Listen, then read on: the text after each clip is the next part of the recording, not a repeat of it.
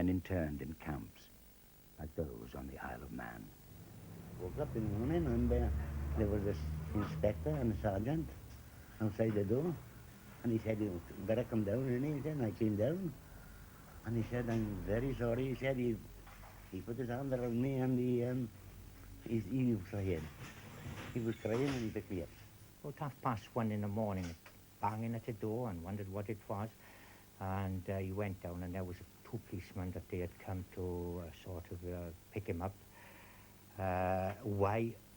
I don't know, because he was no fascist or fascist sympathizer, nothing whatsoever. All they ever thought about was their family, their work, and their church.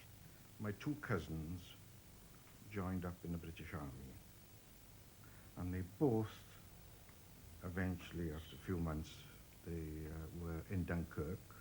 They got saved from Dunkirk, and they came home, and then they went back to their regiments. A few months later, then, Italy came into the war. And all the Italians got picked up by the police. One of them was my father, to be interned. They, I think they took him to Bardi. And at Bardi, a strange thing happened, where one of my cousins was guarding his uncles and his brother. Some of their brothers in the British Army, and they were interned. And the father was interned, and the boy was in the army guarding him. I was quite anxious to do my duty, and I even tried to join the Air Force, and of course I wasn't accepted. Then Italy came into the war, and I had my calling up papers, and I felt I just couldn't fight against the Italians because I thought my father was in the Italian army, and I did not want to fight against Italy. They took me to jail. The chief warden told me that in the Crimean War they used to shoot people like me, and so he had his little bit of glory by stripping me naked or making me stay in a cubicle for about 4 hours without clothes in January or December, I think it was. And then after that, I went in, we were taken up into the main jail, and it was very difficult because it was cold, and when we first went, I went for first food, or they bring you food. It was just some cocoa and a piece of bread, and they wouldn't even give me a mug for the cocoa. They gave it to me in a wash basin, and it was filthy, so that night I went without food. Many aliens, too, are on the move.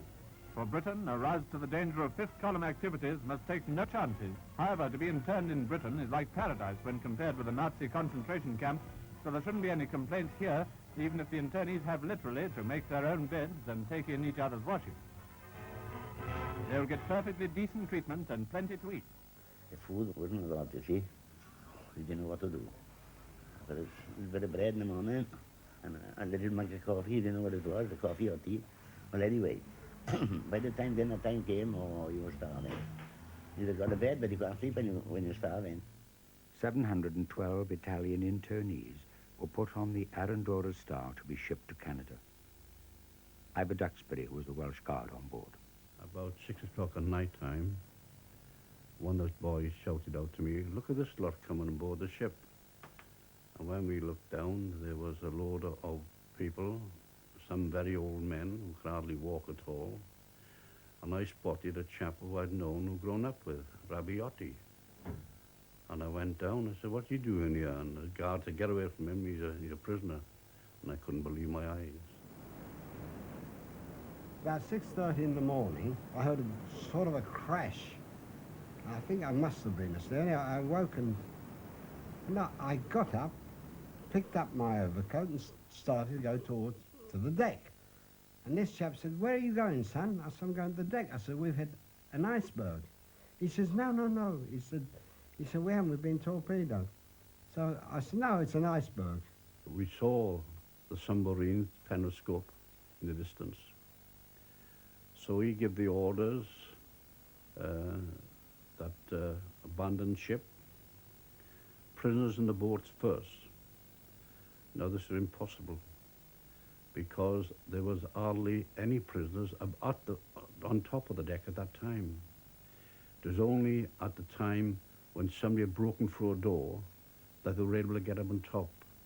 And then we found that the troops had disobeyed the orders and they were getting into the boats first. There would be no drill practice. Nobody knew how to launch a boat. Nobody had any life jackets. And everybody was running everywhere where they shouldn't be running. There were people jumping overboard, breaking their necks. Anyway, as I'm going down, below me, in the deck below me, they were absolutely crowded. And I could see, I mean, this only happened, must have been a couple of seconds of that, but this really remains in my mind. And I saw these people, and I saw the priest give absolution, I should imagine. I saw him make the sign of the cross, the absolution. I mean, after all, I'm a Catholic, and I know what that's about. And then he gave one more lurch, and I remember no more, until I found myself in the water. And I thought I was going down and down, and I said, that's it, go down with the ship. I mean, it's well known, you go down this, you're going to be drawn under. So I said a little prayer, and I thought of my family, and I sort of commended my soul to God. Then I heard a great big sort of muffled explosion. Later I was told it must have been the boilers that burst underneath the water. Then I started to come up.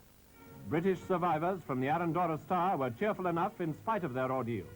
When a Nazi U-boat torpedoed the liner, the death roll was greatly increased by the panic which spread among 1,500 internees being taken to Canada. Germans and Italians are said to have fought for places in the boat. A lot of the Italians on board the ship couldn't get at the lifeboats at all because they were trapped underneath decks. The doors were all locked and they couldn't get away. So a lot of them must have been drowned in their sleep.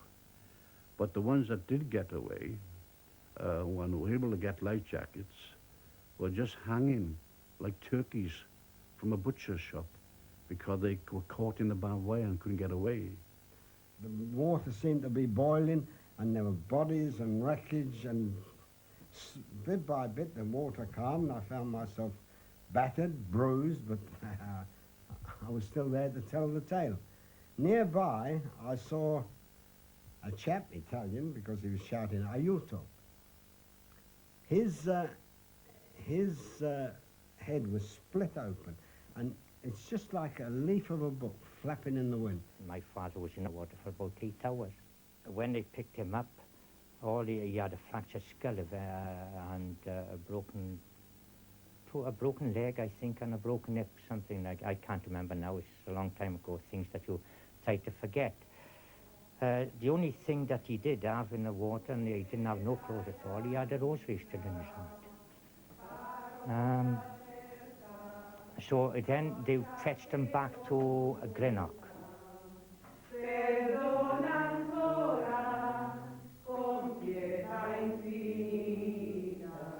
There was 48 that died from Bardi and the Valley of the Volcano. And I am sure that not one of those were either fascists or fascist sympathizers. The only crime that they ever committed was that they had not become British subjects.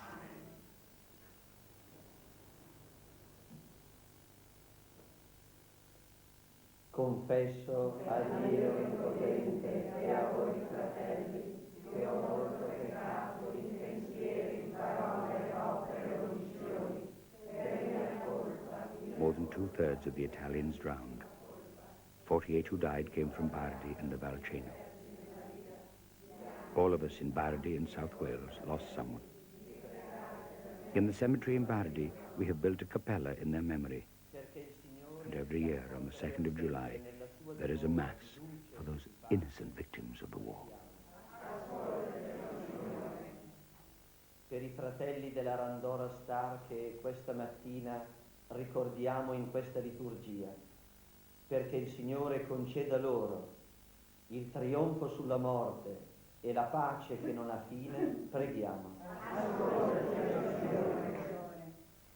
E preghiamo per tutti i battezzati, perché nella vita riproducano lo statuto di Gesù Cristo, cioè le beatitudini, preghiamo. E per noi qui raccolti in preghiera, perché questa partecipazione faccia di noi dei testimoni del Vangelo nel mondo. Preghiamo. O Signore, tu hai detto che dove 2 o più si accorderanno per domandarti qualcosa, tu gliela concederai. Noi abbiamo allora la certezza di essere stati da te ascoltati ed esauditi. Per Cristo nostro Signore. Amen.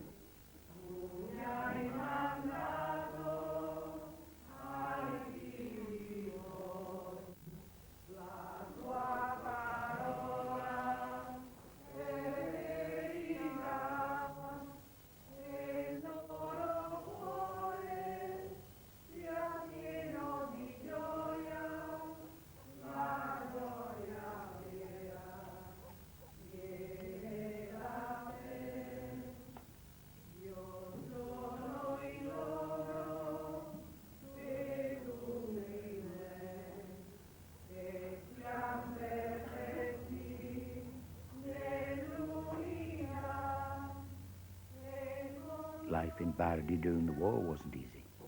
The area was known as Little Wales in Italy, as most of those living there spoke English and had Welsh relatives. Bardi was even bombed by the Germans. The young men were rounded up and sent to labor camps.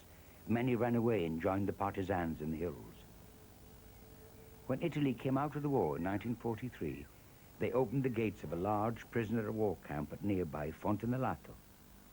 Most of these prisoners made their way to the Valceno, where they knew they would get help. It was difficult. There were German soldiers in the town, but hiding places were found in the houses and in the woods. I had 2 majors up in the mountains right up the top there. I had them there for 12 months. I had to change hut because the first one we built, not only myself, I had the help of others. We put them there, we took all the food up, and Christmas Day it was seeing the smoke. So we had to move them. As you know, they was giving rewards for any British officers to being given up. But no one ever did. No one ever gave up a British officer or British soldier. So they come from all over the place. They bombed the place with 5 planes. And they came to Bardi, and naturally they took possession of Bardi and all over every village. Every village in this area was taken over by the Germans. Of course, everybody, we had to hide as best as we could. I was in a well for 3 days and 2 nights. So they put people against the wall. And they threatened to shoot them. But apparently a messenger arrived. And he spoke to this man who had the people against the wall. What they told him, nobody knew, but he said, no more shooting, he said, we burned the village in 2 hours. Eventually the Germans arrived to my parents' house, and they went in. Of course, my father and all the men had gone into hiding. They saw a few things from England, and they told her they were going to